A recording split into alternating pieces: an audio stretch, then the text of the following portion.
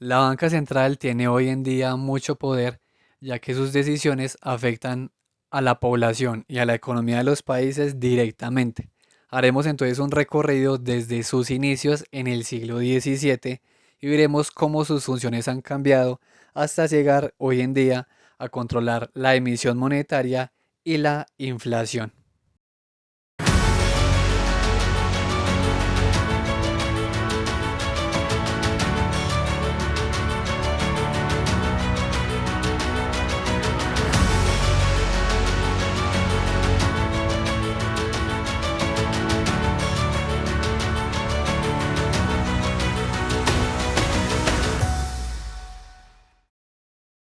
La función de los bancos centrales ha variado con el tiempo y ha sido discutida cuáles deben ser sus funciones en una crisis y se ha visto que sus políticas no son neutrales, ya que afectan a las personas.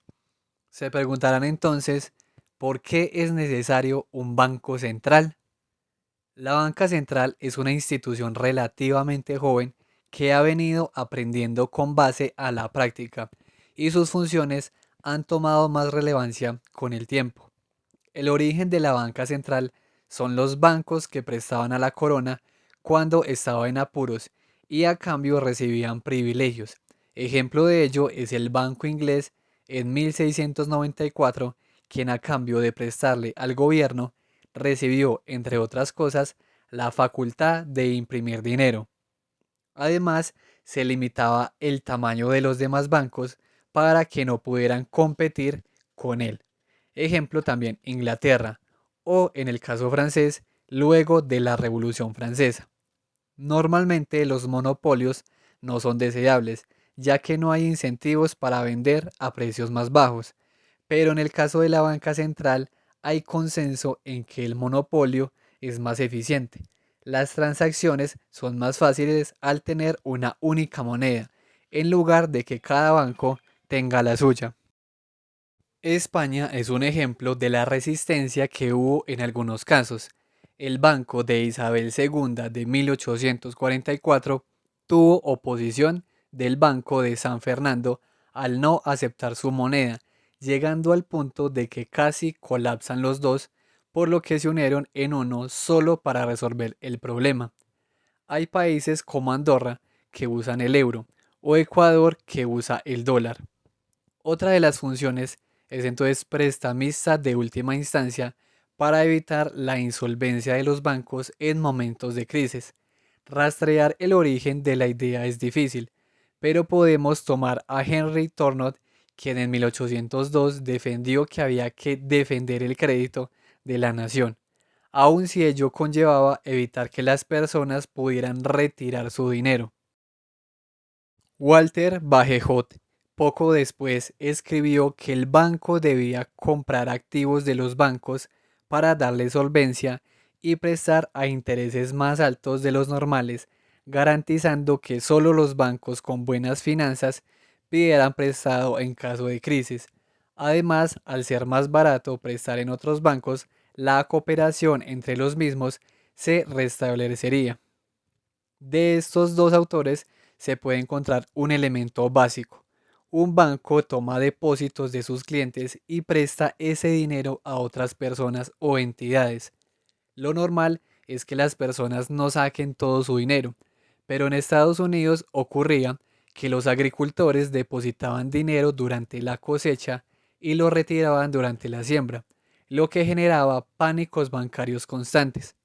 La creación de la Reserva Federal de Estados Unidos en 1913 resolvió el problema, ya que al tener un prestamista de última instancia, la economía no tuvo que ser sometida a los ciclos agrícolas. La solución pudo haber sido otra, pero se tomó el modelo europeo, sobre todo el inglés, para poder contraer y expandir la oferta monetaria según la situación y así mantener la inversión a largo plazo y por tanto el incremento productivo. Tener un banco central, sin embargo, ha generado que en ocasiones los bancos tomen más riesgos, ya que saben que en caso de crisis serán salvados. Las funciones de los bancos han cambiado. Con el patrón oro, un banco central tenía la obligación de dar oro a cambio de billetes. A nivel internacional implicaba que si Inglaterra le vendía a Francia, el pago era en oro. Si lo que compraba Francia era mayor a lo que vendía Inglaterra, terminaba con más oro. Si la economía no crecía a la par de esta nueva moneda que circulaba, llegaba la inflación y la forma de revertirla era comprando más a Francia. El Banco Central debía encargarse de que el tipo de cambio fuera estable, por lo que cuando había mucha moneda circulando se aumentaban los tipos de interés y con ello había incentivos para dejar el oro guardado. La Primera Guerra Mundial destrozó el patrón oro. Había que financiar el conflicto y aumentar las reservas de oro exportando más no era viable. Cuando finalizó, se volvió al sistema. John Maynard Keynes se opuso y el tiempo le dio la razón. Con el colapso de 1929, Keynes propuso estimular la economía fiscalmente en lugar de monetariamente.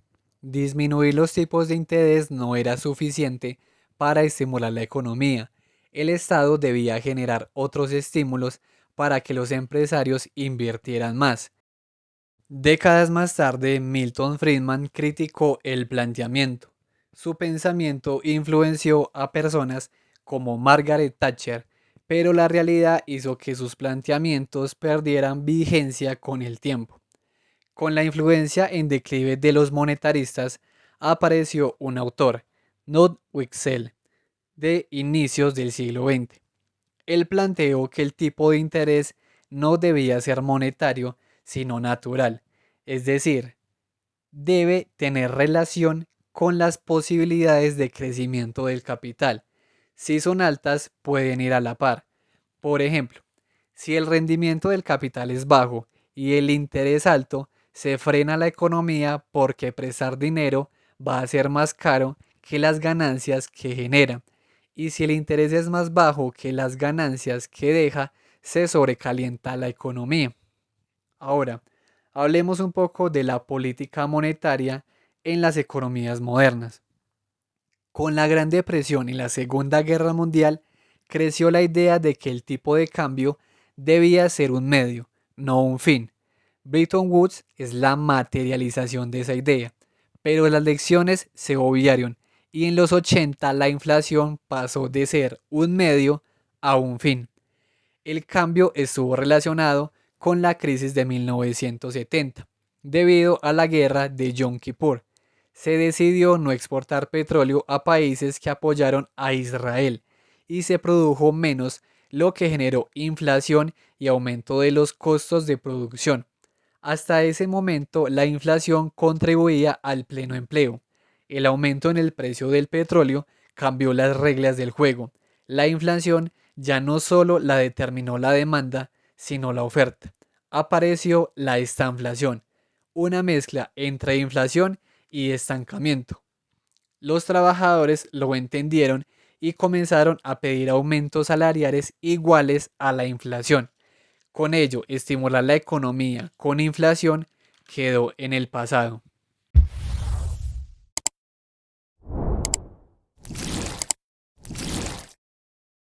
Los bancos centrales intentan entonces seguir el tipo de interés natural para mantener controlada la inflación. Para llevar la teoría a la realidad, lo que hace el Banco Central es vigilar el tipo de interés. Si lo ve alto, compra activos de los bancos como deuda pública para inyectar dinero en el mercado interbancario. Cuando lo ve alto, vende deuda para retirar dinero de la economía. A partir de 1980, la economía logró un control tal que se pensó que las depresiones eran cosa del pasado. Ben Bernanke planteó que el cambio estructural de una economía basada en servicios en lugar de industria es menos volátil, ya que aumentos o disminuciones en la demanda generan grandes cambios en la inversión industrial y repercuten en otras industrias, cosa que no ocurre con los servicios.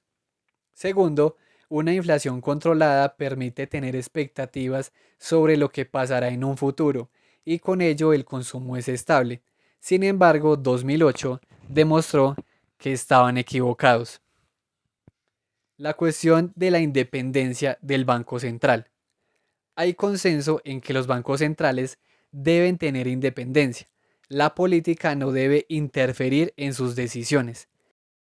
Con el objetivo de controlar la inflación, la independencia es importante ya que aumentar y disminuir los tipos de interés con el fin de estimular o frenar la economía podría ser usado por un político a su favor de cara a unas elecciones.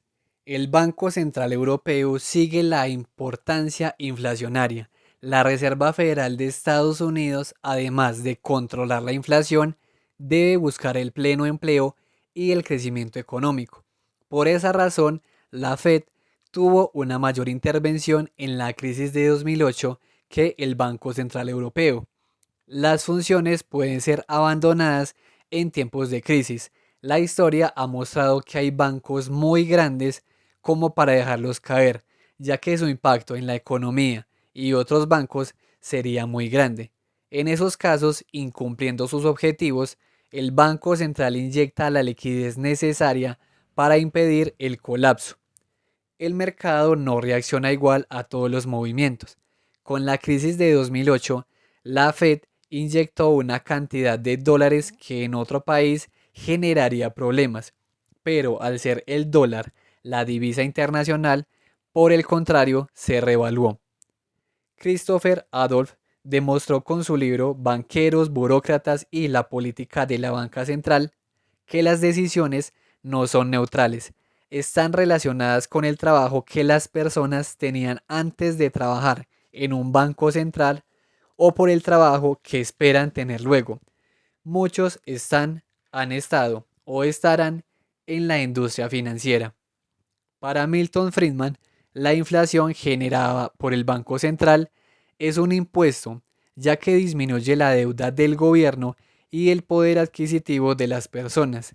Sin embargo, la deflación también puede ser vista así, ya que los que tienen menos pierden. También se ha visto que cuando hay un gobierno de derecha o de izquierda, el presidente que se designa para el Banco Central puede ir en la misma línea. Hablemos para finalizar de la gran recesión y el futuro de la banca central.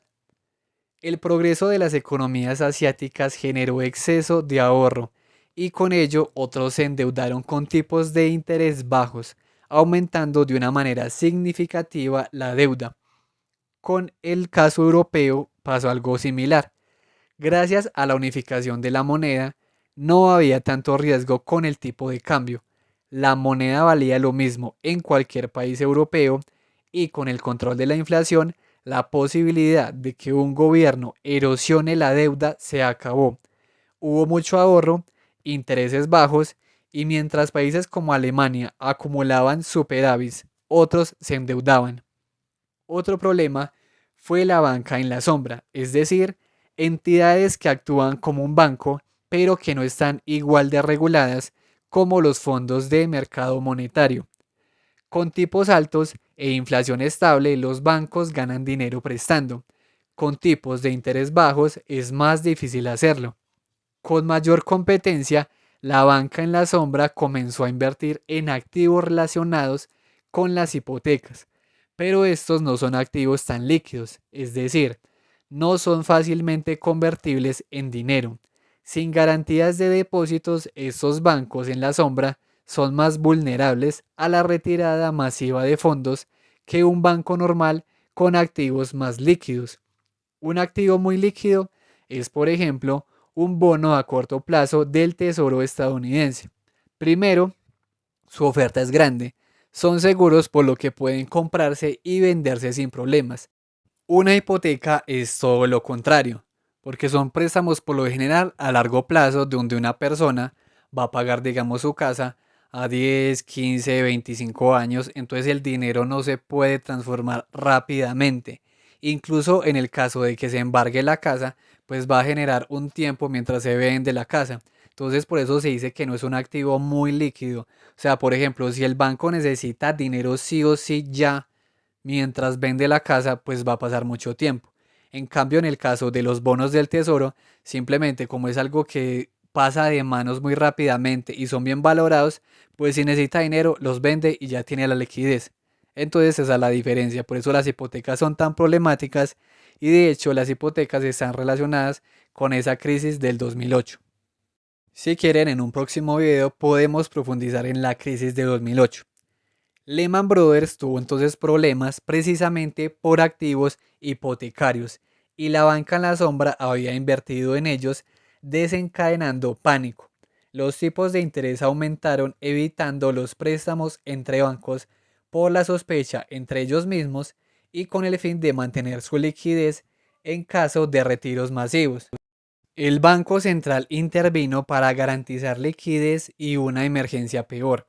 Sin embargo, a veces no es suficiente con inyectar liquidez y disminuir los tipos de interés. El Banco Central también podría cobrar a los demás bancos por depositar en sus reservas si quisiera que aumente el crédito interbancario. Nuevos retos hacen que los bancos se reestructuren, que cambien. El día en que un banco central no pueda sacar a un país de la crisis, ese día perderá su legitimidad, su razón para existir. Y aquí termino este video introductorio sobre la banca central y nos vemos en el próximo.